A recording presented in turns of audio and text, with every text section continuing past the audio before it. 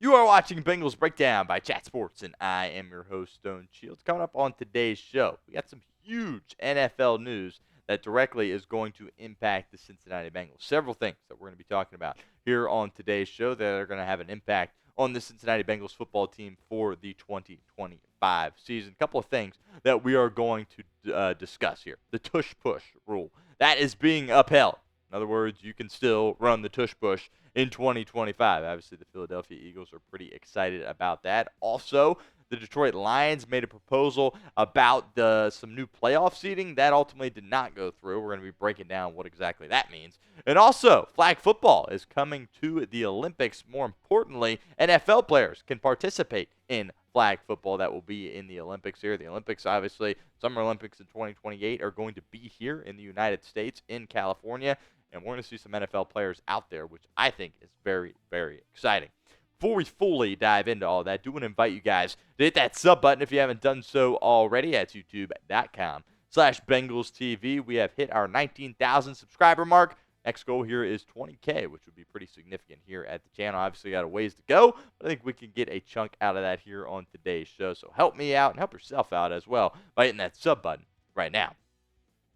All right, so lots of meetings, lots of votes going down the other day as far as what's going on with the Tush Push. And here's the news from Adam Schefter that he put out on the 21st around lunchtime, saying a ban of the Tush Push play that the Philadelphia Eagles popularized did not receive enough votes at today's league meetings in Minneapolis. The play remains alive. There will be more Tush Pushes this season. Obviously, that is very, very significant, right? You know, a lot of people have had different opinions on what exactly should be done about the Tush Push. Me, personally, I didn't have a strong opinion either way, right? When it came to the Tush Push, it was kind of one of those things for me where it's like, well, you need to learn how to stop it, right? Nobody can stop it.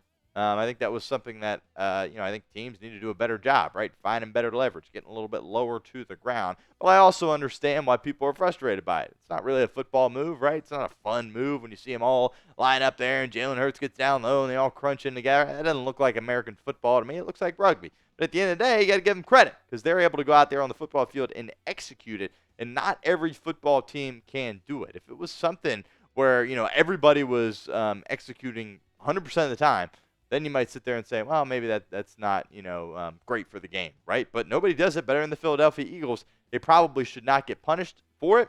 Obviously, it's frustrating. I think a lot of teams, you got massive guys along defensive lines across the National Football League, got a game plan for it a little bit better and got to find out how you can slow it down. Now, I don't think it's really going to affect Cincinnati offensively, right? Bengals don't do this, right? You're not going to see Joe Burrow get under center and everybody come in. Not to say they won't QB sneak with Joe Burrow, but they're not going to really try that Tush Push. They have other things that they go to in short yardage. Bengals, by the way, weren't very good in short yardage last year, so maybe it's something you think about, but I don't think with, obviously Hurts, everybody says, he squats millions of pounds and he can deadlift all this weight. Joe Burrow, strong guy, but isn't able to do that, so I don't think it would necessarily have the same effect for the Cincinnati Bengals. But defensively, if you're in a situation, in the Super Bowl against the Philadelphia Eagles, you got to figure it out because you got to be better in short yardage situations if you're the Bengals defense. If you remember last year when opponents were in 3rd and 1, 4th and 1, it was like, well, give them the first down and we'll try again after that, right? But obviously your defense was absolutely horrible last season. So it's definitely going to impact Cincinnati from a defensive perspective. I think you'll start to see, Baltimore perhaps do it a little bit more, right? Teams around the league are going to continue to try it. I know Buffalo tries it a lot. They don't have nearly the same amount of success as Philadelphia, but you're going to have to game plan for it on defense, and that certainly has an effect on the Bengals. What is your one-word reaction to the Tush Push living on? Let me know. Give me that one word in the comment section of today's show. All right, up next, we're going to talk some playoff seeding discussion. So the Detroit Lions basically had an idea where they wanted the playoffs to be seeded in a certain way where you don't have to win your division to get a top 4 seed, and it would solely be based on record. Now, I definitely get that from a certain perspective, right? Because you have some of these teams, right? If you think about like the NFC South as a division, right? The division hasn't been very good. Brady's last year, they didn't win many games, right? But they were able to win the division and get a home playoff game. And there's other teams in other divisions that win a lot more games, but they weren't able to win their division, so they don't get the home playoff game. I get the frustration there from Detroit. But here's what Mike Garafolo of NFL Network had to say. Playoff seeding remains as is. The top 4 seeds in each conference are all division winners. And look, I think that is the way to do it. All right, I think that is the correct way. There's no way to switch off that. I'll have more on my thoughts here in a second, but do want to get to Mike Tomlin's thoughts. Mike T, head coach of the Pittsburgh Steelers. This is what he had to say in regards to that playoff format. He said, I'm a division purist, to be quite honest with you. I love the rivalries that are division play. I love the structure of our scheduling that highlights it. I just categorize myself as division purist. I think the division winner should get a home playoff game. I totally agree with Mike T here, right? I've been watching this league. I'm 24 years old. Been watching it my whole life, right? The division rivalries are incredible, right? As I mentioned, I get what the Lions are trying to do, right? When you win a ton of games and, a team in your division wins one more game or has a tiebreaker over you and they get the home playoff game, it's frustrating, but that's just kind of the way it is. I want the rivalries to matter a lot here, right? You think about some of these incredible rivalries that you have throughout the NFL. Like winning the AFC North, that deserves a home playoff game to me, right? If you're able to go through Pittsburgh, Cleveland, who stinks, but, it got a good defense, right? Still AFC North football, but Pittsburgh, Baltimore, you're able to go through them 4 times and get wins on the board.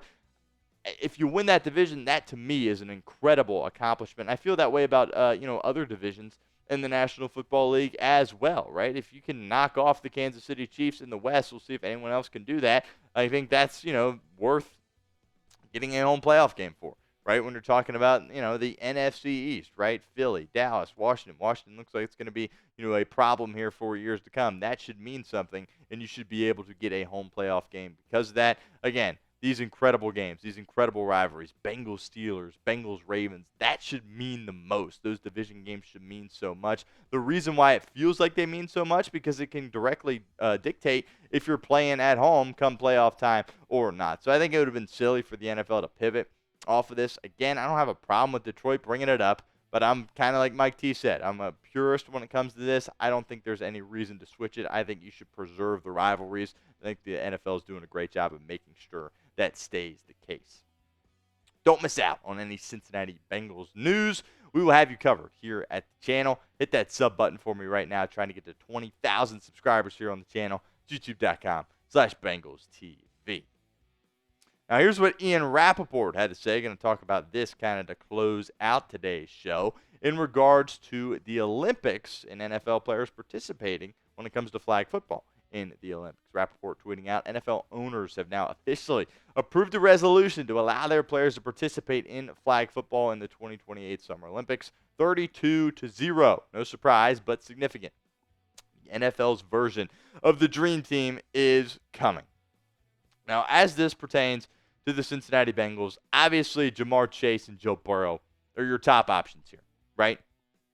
You got 10 players, 5 on offense, 5 on defense. Also means 1 quarterback, right? So we will see what kind of the process looks like when it comes to figuring out which guys can be on the football team, because I would imagine there's going to be a ton of guys that want to play. You want to go, play flag football in front of the whole world, have a chance to win a gold medal for your country, and you're already playing tackle football for a living? Like, yeah, sign me up. Sounds incredible. I definitely would want to be a part of that myself. Now, Burrow has expressed interest in playing. So have other quarterbacks, though. Patrick Mahomes certainly has expressed interest in playing as well. And there is only one quarterback, as I mentioned, out there on the football field. And it's going to be very interesting to see how that quarterback gets chosen. But I am super excited about this. I think it's going to be awesome. To be able to see them going out there and competing for their country. Think how awesome it was. Even if you're not a basketball fan, I'm definitely a basketball fan. But seeing what Steph Curry was able to do, LeBron James this past Olympics, winning that gold medal, that was incredible. And if you love sports and you love your country, that should get you pretty fired up. And now we get to see it with the most popular game in our country, which is American football. Obviously, it's a little bit different because no tackling, but I think the core principles and values of the game is something that we're still going to be able to see here in the Olympics. And I think everybody should be pretty fired up about this. I know I certainly am. All right, who is your Team USA Dream Team here? You got 10 guys to choose from. You got, quarterback, and then it's a lot of speed guys as well. I'm not going to sit here and act like I know exactly how the flag football game works, but from what I've heard, you don't necessarily want big guys out there. You want a lot of fast athletes on the football field that can really move around and make explosive plays. So we're going to be breaking down my 10 guys here in a second, but let me know. I know it's asking you a lot to get 10 names in the comment section of today's show, but have some fun. Get your dream team, USA Dream Team, in the comment section right now.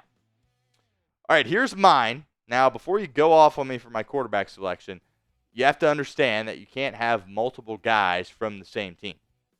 So I would love to have Joe Burrow and Jamar Chase, but in this situation, I'm forced to pick between Joe Burrow and Jamar Chase. And there's a narrative out there that, Joe Burrow might not be great at flag football.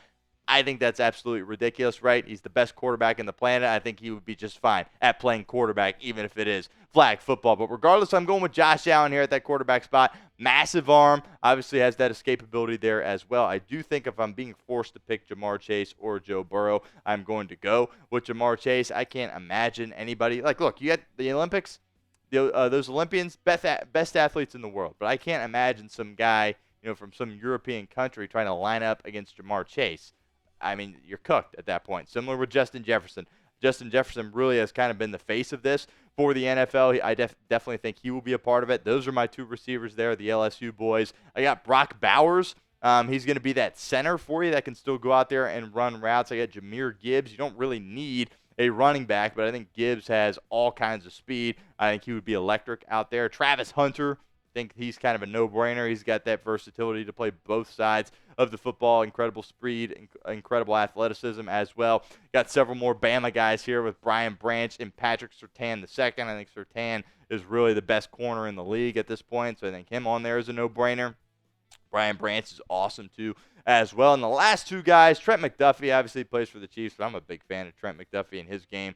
Really think he could fit in well out there as a flag football player. This last one's a wild card. I've always had a ton of respect for Denzel Ward, but he is like 28 years old, so obviously when 2028 comes, he's going to be a little bit up there in age, but I do think he's a guy that could fly around and make some plays defensively as well.